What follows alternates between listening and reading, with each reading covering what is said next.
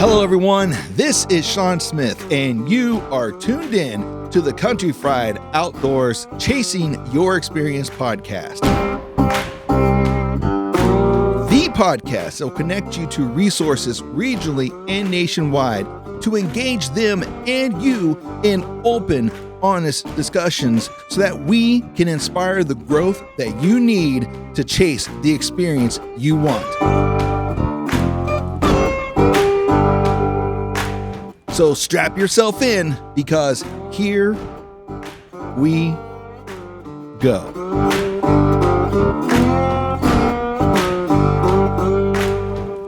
Hello, everyone. This is Sean Smith from the Country Fried Outdoors Chasing Your Experience podcast. I am live at the 2025 Buckeye Big Buck Club Banquet, and I am very blessed to have a very special guest here with me today.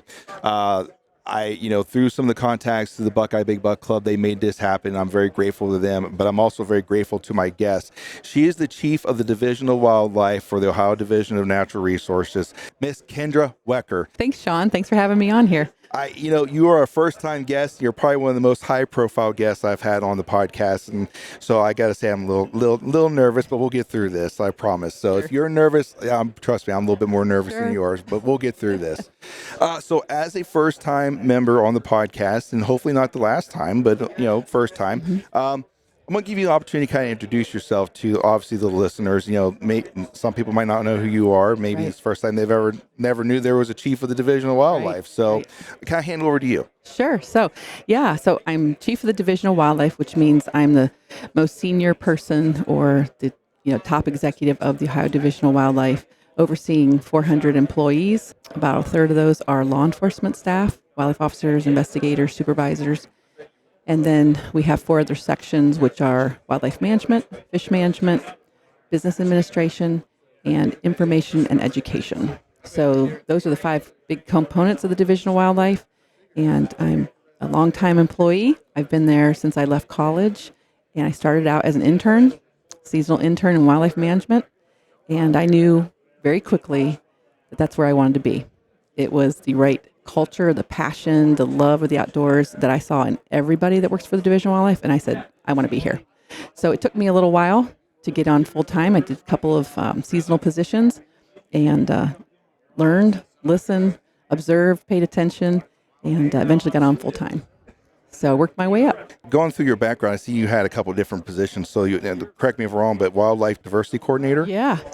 So what is that probably, right? What is that? Yes. So the Wildlife Diversity Coordinator is a position that oversees the wildlife diversity funds. And when people donate through the tax checkoff, or they buy a cardinal or bald eagle license plate or make a donation to us, we spend those funds for species of greatest conservation need. So basically, those are the 85% of wildlife that we don't hunt, fish, or trap. Okay, in Ohio, we hunt, fish, or trap about 15% of our total wildlife species. So this is helping out with bald eagles, trumpeter swans, ospreys, Carner blue butterflies, all those other species that are really important. But it's a title that also allowed me to be flexible in that I helped a lot in all of our legislative issues. So I did have a period of time in college where I worked in the state legislature and had that experience of learning how, bills are made into law, working with legislators and constituent issues. So I worked on shooting range legislation, commercial fishing, just about anything that touched the Division of Wildlife, whether it was something that we supported and wanted to see done, or sometimes there are things that are introduced that, are not in our best interest for our sportsmen and women or for the agency. And so things that we have to, try to not see past, with the legislature, right? Yeah, be a good advocate for the state, absolutely. Yeah. So, we always want to make sure we're fiscally sound. We operate on sportsmen's dollars, and we want to make sure we always have money into the future. And so just like your home personal bank account, right? You have to budget yourself. You have to make sure you have money for the future. You can't just spend all your money in one year, because what if you don't have any more next year, right? So we think very conservatively in our finances. So we'll have good, strong finances in the future. And we always talk about how, these are sportsmen's and women's dollars. And we want to make sure that, we spend them appropriately and in the best way possible for wildlife and for the users that enjoy it. Absolutely. And so, more than your background, you obviously are pretty big in the outdoor community yourself. Like, you like to hunt, you like to fish, you like all these Yeah. things.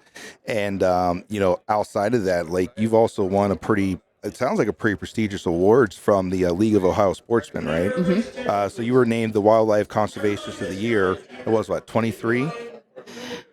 No, that was probably before the 2020. That might have been the tens. Oh, I think you're talking about like the Ducks Unlimited award. There was a recent one from Ducks Unlimited and Pheasants Forever. Yeah. You don't go into this for awards, right? You just go into it thinking about what is the right thing to do. How best can we move the needle so that we have more people hunting and fishing and trapping? What are those ideas and those programs? And yes, and people stop and recognize that. And that's really nice and appreciated, but that's not why we do those things.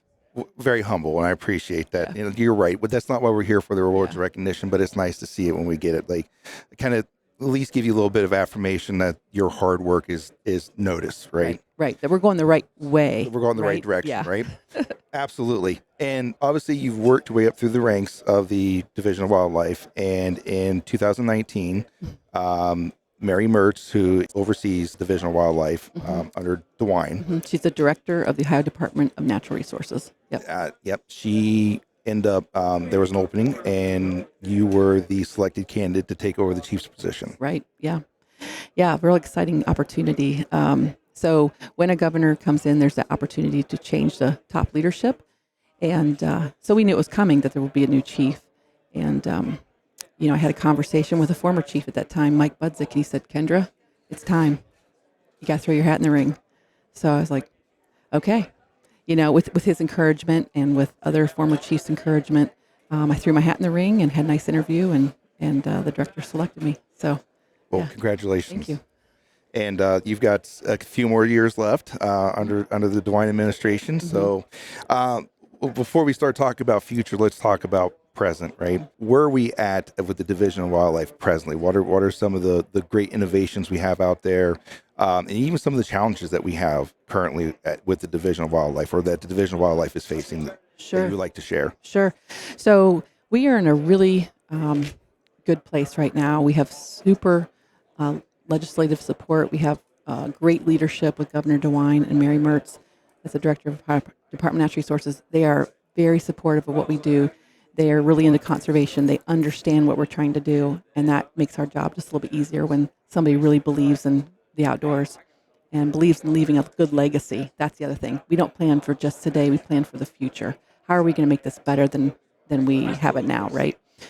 So with their support and leadership, we've been able to tackle a lot of different projects. Particularly, we've expanded the Ohio Landowner Hunter Access Partnership Program, and that's where we communicate with landowners. We get them signed up into our program, and we give them a payment. So we're paying them to open their land to hunting. They can see who is on their property by the names, which was really important to landowners. They didn't want to just have anonymous people on there. And it's one person per 50 acres. So it's, really safe, right? One person per 50 acres. So right now we have 30,000 acres signed up in that program. We'd like to grow it to 40,000. So anybody out there want to spread the message and, try to get other landowners to sign up, because hunting access is definitely one of the limiting factors here in Ohio. We own about 250,000 acres. And then we have partnerships with some other companies that open their property, Yes. For us. And but that's not very much acreage in the whole state for all the hunters that we have.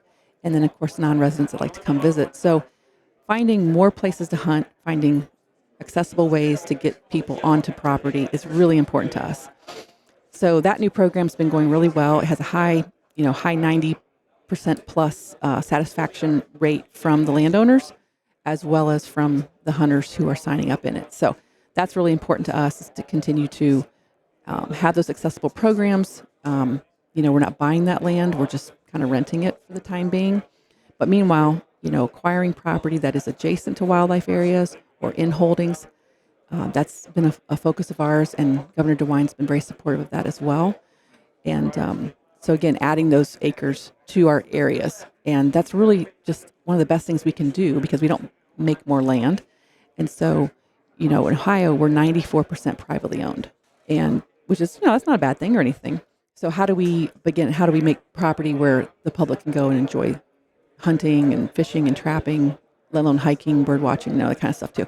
We've been doing that, as well as with this administration, we have done some big fiscal things, like we replaced our helicopter. So a lot of people don't know that we have a helicopter, but we use it quite a bit in aerial surveys, telemetry. We're at the Buckeye Big Buck Club, but we do a winter snow count where there's 4 inches of snow on the ground. We can see the deer really well from the air. We fly the Lake Erie Canadian border, looking for commercial fishing boats that are over the border. We use it for bald eagle nest survey. I mean, all kinds of things we use this helicopter for. So we were able to replace the helicopter, make sure our pilot has good equipment, which, he's our lives are in his hands when we're flying, and we want to make sure he feels good about his equipment. And that was awesome. And right now we're trying to purchase a plane, and we're going to sell 2 planes that we've had in inventory for 30 plus years. We're going to sell 2 planes for 1 new plane, and just, keeping good equipment, right, for our staff is super important, so that we like to see our staff in really good equipment so that we can do really good work out there for the hunters and anglers and everybody. Yeah, absolutely. Well, the more tools you have to your disposal, the better, the experience you guys can create, and the better, research that can go into it. And also just, and even, I'm assuming some enforcement can go into that as well. I understand that, but it creates a better environment for everybody, right? Yeah. So one of the innovations that I think you guys came up with was just probably the greatest thing I've ever seen was the app. Mm-hmm. I love that app, right? Yep. I can get in there, I can buy my tags, I can do my deer check, I can do just about anything on there that I need. And you talked about the access program for a minute. Mm-hmm. Is the app my gateway to that program as a hunter? Mm-hmm. The app and also the website. And the website, okay. So we are trying to, be modern and provide these accessible tools to everybody, but yet we need to keep a foot in the old ways too with paper, because a lot of our customers are not always modern. We have a lot of Amish customers as well. So we try to do both, but we definitely want to advance technology into our hunters' hands. The fact that you don't have to carry a paper tag anymore, you don't have to put it on your back. You can have it right on your phone. Super convenient. It's been a great tool. You can have all your records right in one place. And one of the best things, quite frankly, is that you have the hunting regs and fishing regs right at your fingertips. Right there. And on that back cover of the hunting reg is a list of every county wildlife officer, right? So even if people aren't a hunter or angler, which of course we always want them to be, but if they're not, I tell them to download that app because they have the county wildlife officers right there at their fingertips, right? And so landowners who may want to get a hold of a wildlife officer, they got the number, get a hold of them, whatever they want to talk to them about, they're there. So we want our people to be very accessible and very responsive to the public. And I feel like we're doing a good job with that. Absolutely. Obviously, like most things in the law enforcement world right now, there tends to be a little bit of a shortage of our officers. Mm-hmm. How is your guys' enforcement arm? How is recruitment going for you guys? Yeah. So recruitment is still really strong in the Division of Wildlife. I think we have the benefit of being, the only wildlife agency, the only wildlife officers in the whole state, right? So typically we have about 900 people that apply for the position. Out of that 900, we get it down to about 450 that are probably truly qualified. We invite those people to come take a test. And then from taking the test, we get down to about 125 that we invite to interviews, generally for anywhere from 10 to 15 spots. And that's what we do about every 2 years or so to keep up with retirement, keep every county filled. In Ohio, we have 88 counties, so we like to have 88 county wildlife officers. And then there's supervisors and investigators above that. But we like to keep our counties filled. Occasionally, we've not had counties filled, and then they have to share. They have to double up on duties. And, that's hard, right? Now, obviously, some counties are super busy and some are not as busy. But they help each other out, and they also go up and work on Lake Erie during busy fishing times. So we spread them out where we need, have the need. But, there's still a really strong interest in wildlife officers at the job. We provide them really good equipment. We provide them excellent training, and they are top-notch professionals. I'm proud of every single one of them. We have, as far as recruitment, we do have some female officers, which has been great. I think we're up to 10 out of the 145-ish So we have 10 outstanding females, and it's just a growing field for them as well. So, yeah, I don't foresee a problem recruiting people. That's awesome because there's a lot of agencies, that Hmm. are part of enforcement. I currently work for the Ohio Peace Officer Training Academy, so I hear a lot about that, about the recruitment issues that a lot of Yes. people are having, and I don't want to go too far in this, but it's kind of scary in some of the locations. Not naming them, but there's Hmm. some locations it's kind of scary at what it is, Yeah. and it's unfortunate, but hopefully, they can figure out what magic they need to do to get it back up for them. Right. But I don't like seeing that for anybody because I'm a very firm believer in like Stephen Covey. Like Stephen Covey in his works, he talks about a strong community has a strong police department. Hmm. And Oh, it is absolutely. important. Yeah. So, and we'll talk about the hunter community having a strong wildlife division Hmm. to not to be the oppressive entity or oppressive arm, but to make sure that things are equal and that things are fair, and that we are there to be true conservationists of our resources. So, Oh, absolutely. And our enforcement team, they do such a great job educating the public. You know, some people think, um, what, again, I talk to all my peers across the country too, and wildlife officers or conservation officers, as known in other states, are some of the best people because they teach people how to do things properly mhm. outside. They educate them. And so people think, oh, you must write a lot of tickets. You guys, you're just out there to bust us and get a lot of fines. And I can tell you, we keep track of all of our contacts and we know which ones turned into tickets. Can you guess how many of our contacts turn into a ticket? What do you think? Are we thinking percentage wise? Do you want Percentage wise, yeah. percentage wise? Yeah. Of our contacts, how many turn into a ticket? I'm gonna go on a limb and say probably, and I'll be conservative. I'll say 30%. That's high. That's high. It's like 2%. Whoa, really? Yeah, 2%. Now, obviously, we'll write a ticket when we need to, but they spend so much time just meeting people, talking about things, educating, instructing, that I think that's a real testament to their professionalism, that they have that ability to determine whether they write a ticket or not. I'm glad you shared that because there's a lot of people that would think I otherwise. know. And I think people need to realize that's not the case because Yeah. we've talked about on the podcast before, we're very supportive of conservation officers, wildlife officers, and the mission you guys have. And we've always been like, listen, they're not all bad contacts. Like Hmm. most of the time you'd be surprised because they'd be more than happy to share information. Like, hey, my buddy who lives in Colorado, who deals with Colorado Parks and Wildlife. Hmm. He's like, I had a contact with him.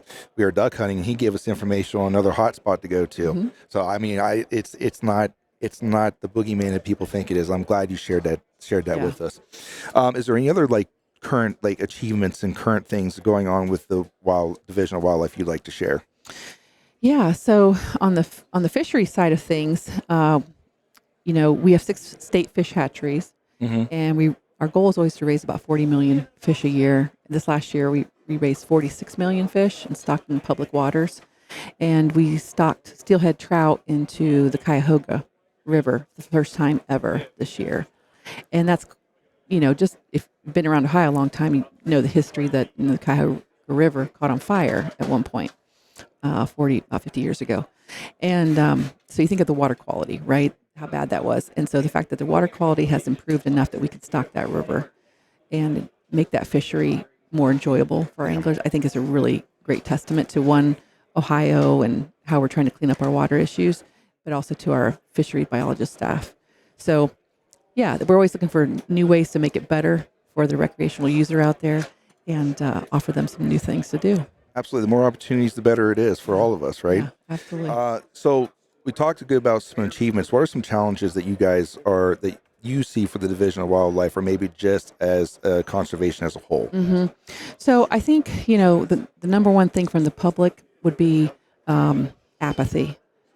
That they don't know that wildlife is professionally managed. They don't care maybe.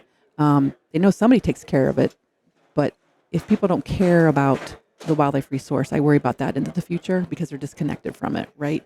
And you have to be out and a little more upfront and close, enjoy it to really appreciate it and care about it. So that concerns me about the long run, right? As far as people not getting outdoors and enjoying the outdoors.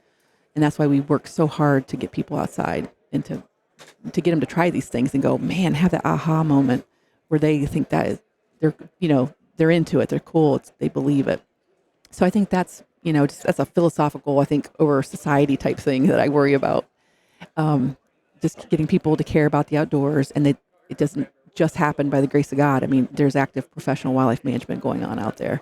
Yeah. And, we look at those numbers all the time. How do we improve them? Again, our goal is to have stable, healthy wildlife populations. So that concerns me. To some degree is always, the finances, right? Paying the bills, like everybody, electric bills go up, everything goes up. So the cost of running any business goes up. So always make sure we have enough funds. Again, we talked about that early on in our discussion, having this conservative finances so that we have a robust wildlife fund that we can do a lot of great things in the future and take advantage of opportunities when they arise. Yeah. And so you're obviously funded by sportsmen and women. So that comes from like the licensed sales, not only fishing, but also hunting. And, we've seen a lot of people will tell you there's been a slight decline in the amount of hunters in the state of Ohio, which ultimately could affect, funding, I don't know what that percentage is to be. I can't tell you if it's $10 less you get a year or $1 million less you get a year.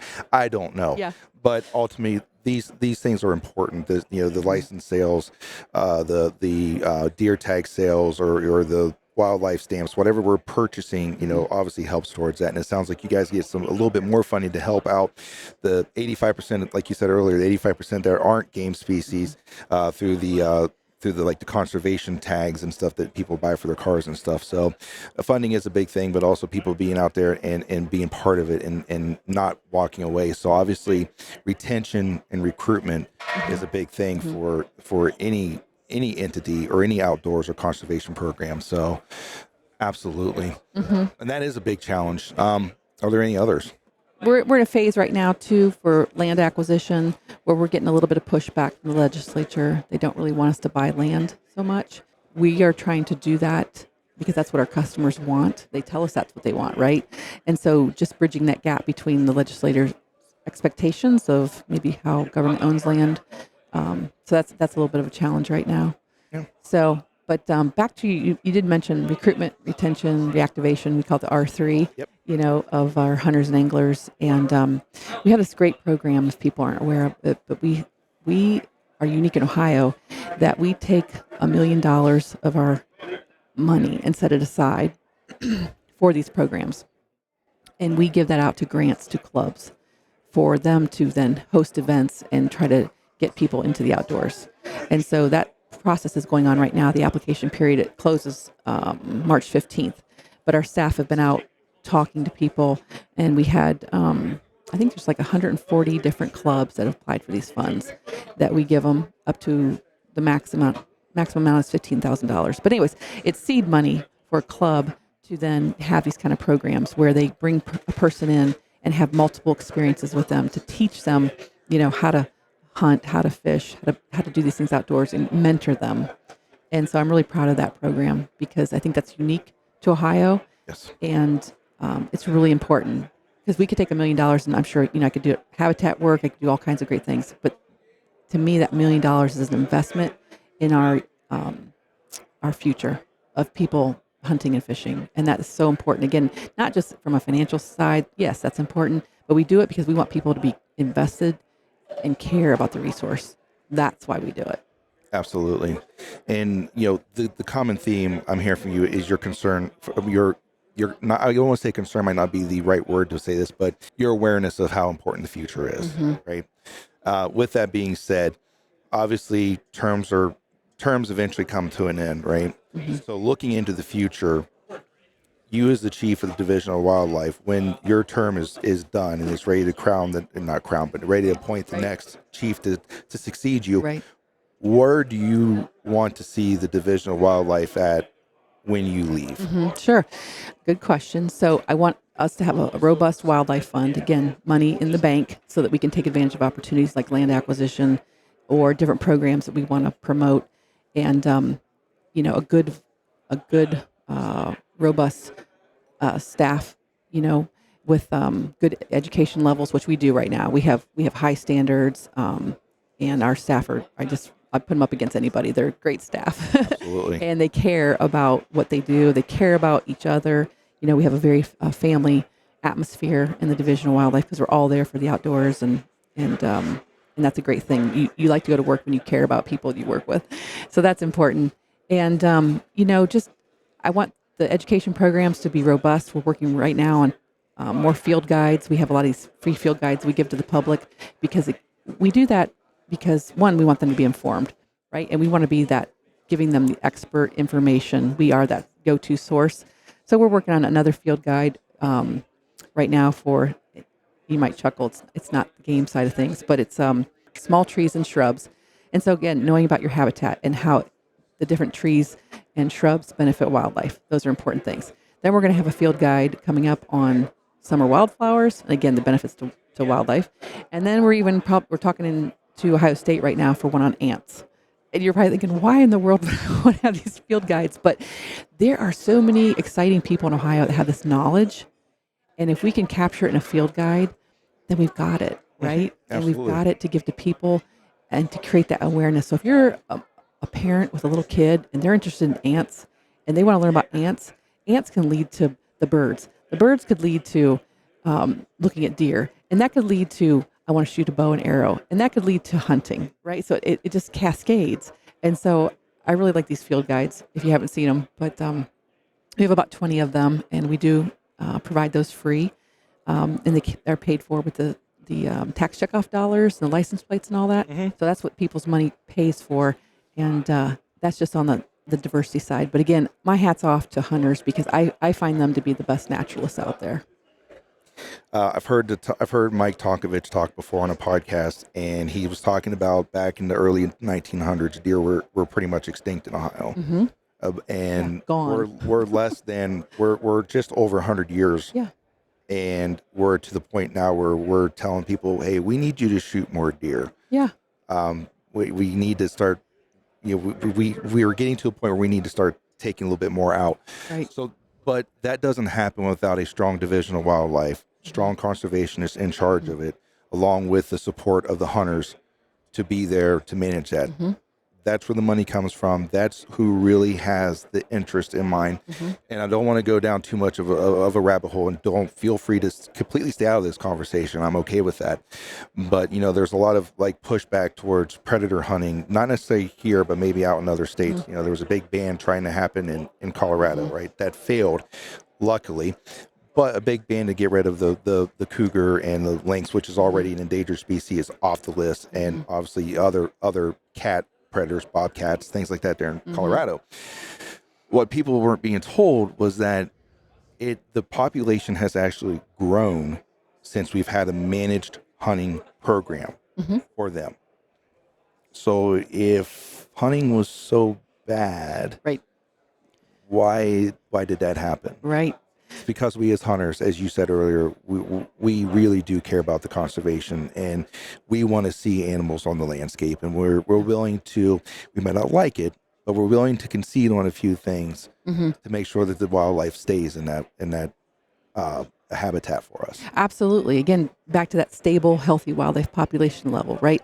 So when, turkeys have been struggling a little bit Yes. from the peak of their restoration, and that's the other thing too, when you restore an animal to the landscape, they produce, they're growing until they kind of reach that capacity, and then they kind of always come down. That's kind of like a proven scientific fact. Any kind of restoration, they go up and they kind of come down, and then they kind of level off to where they've got their niche.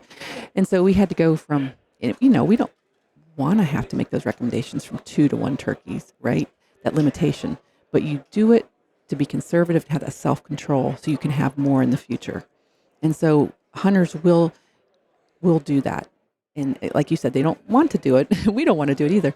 But you'll do it because you're looking at the long game. You're looking into the future, not just for today, but you're looking down the road. And that's what we have to do all the time. Whatever we decide or tweak or do something is with one, massive public input. We are constantly out at events like this, talking to our constituents. We are there to work for them and what do they want. Combined with the science gives you the best product. And that's what we're here for. Absolutely. Is there anything else you'd like to say in closing? Because I think we're about ready to start dinner here Yeah. for too long. Yeah. Hey, Hunt, Ohio, man. We're a great hunting state. Download the free hunting app, which is Hunt Fish OH. And it's for all your latest information and tips, and a good way for us to stay in communication with you when we have something we need to push out information-wise. But no, thanks so much, Sean. Appreciate the time. Kendra, I appreciate you jumping on here. I know you're very busy and a lot of things going on in the state, a lot of innovations, and I've heard a little bit about the Hunter Access Program, and like hearing more about it, I'm like, this is amazing. This is something Ohio's needed, and I hope it grows to help with the access for the hunters out there, because as you said, we are an opportunity state. Access begins to be the issue, and as we begin to build it, we take proactive steps towards it. That's amazing, and everything else you talked about, like, there's not one thing I think that was better than the other, but that's the one that really focuses with me. So I appreciate you taking the time to sit down and talk with us, and we get your guys' message out there to the listeners.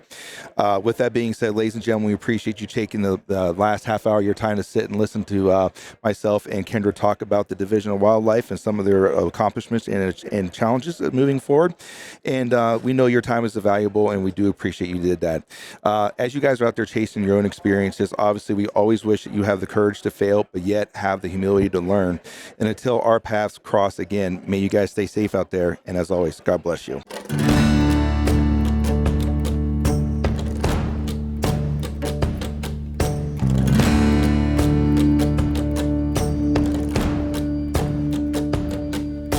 Thank you for listening to the Country Fried Outdoors Chasing Your Experience podcast. Before you go, don't forget to leave us a review and follow the show on the podcast platform of your choice.